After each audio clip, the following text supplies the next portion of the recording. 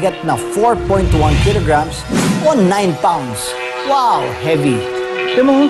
Oo, magalit yan. Malaki ito eh. Nako, pag nahagilap ka nitong ipin nito. Teka. Gusto akong tignan.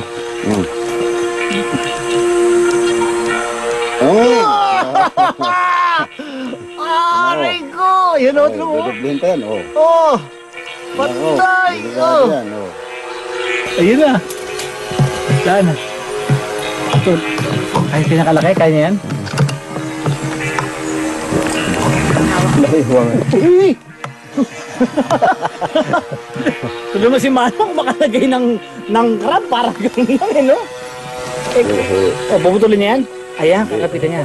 Kita niya yan. Abang akit niya yan. Kaya raw nabadsagan na coconut crab ang mga alibangong ito dahil karaniwang umaakit sila sa puno ng buko at kaya rin daw nilang buksan ang bunga nito. Mangpan. Tigas ba yan? Oo. Ang tiga.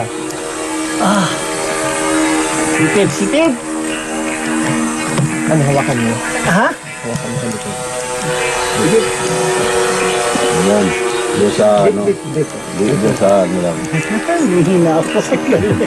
Hihina ako parang hindi ko kaya talaga. Ha?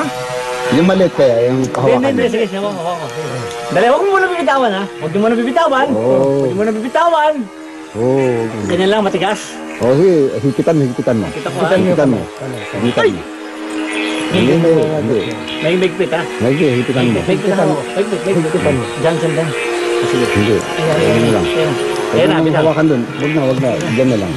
Sige, hawak ka na. Sige. Huy! Ayun na! Sige ba? Pauwi nyo na sa akin to. Regalo nyo na sa akin to, ha?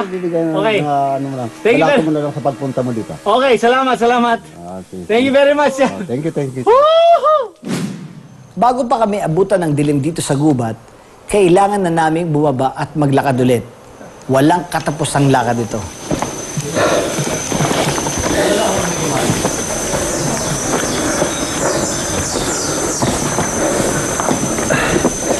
After the jungle, there's an open space. Lapot ang itsura ko. Pagod ako sobra.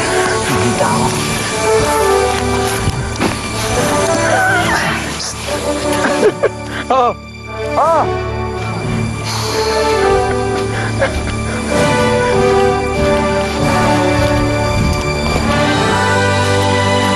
Pinoy!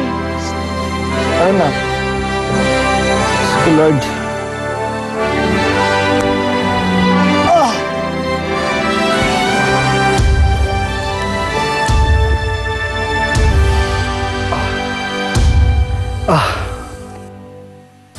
Naman, may breakdown na ako ito. Tandaan, ano? You know, work, first thing, you realize it.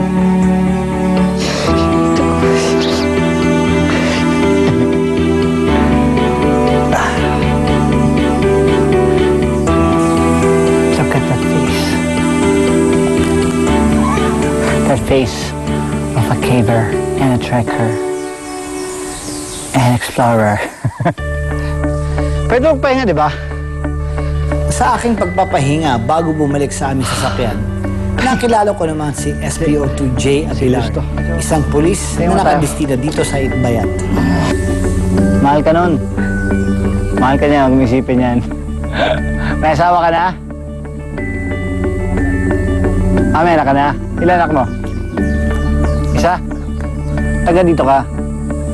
Ayaw dito? Ayaw magpuntahan? Oo, tabagay. Yan ang malungkot. Ngayon, na-depress na talaga ako. Alam mo, okay, nagkaanak ka. Pero kung ayaw sa'yo, di ba? Hayaan mo lang minsan makikita-kita mo. Nangyayari na sa akin yan. Pero nakita mo, napakalapit ko sa anak kong lalaki ngayon. Nakatagala kung magkakasakitan muna kayo ng loob. Pero parang araw magiging kaibigan mo rin yan. Makakatagpo ka rin ng babaeng para sa'yo. Tama? Ang aking naging karanasan sa Torongan Cave ang isa na siguro sa mga pangyayari sa buhay ko na hindi ko makakalimutan.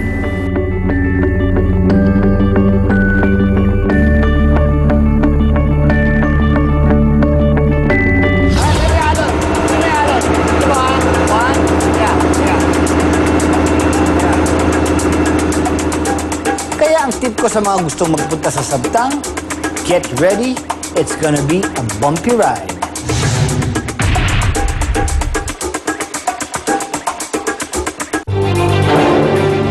Ang programang ito ay hatid sa inyo ng Rejoice Anti-Frizz, hindi lang straight, Rejoice Straight. At bonus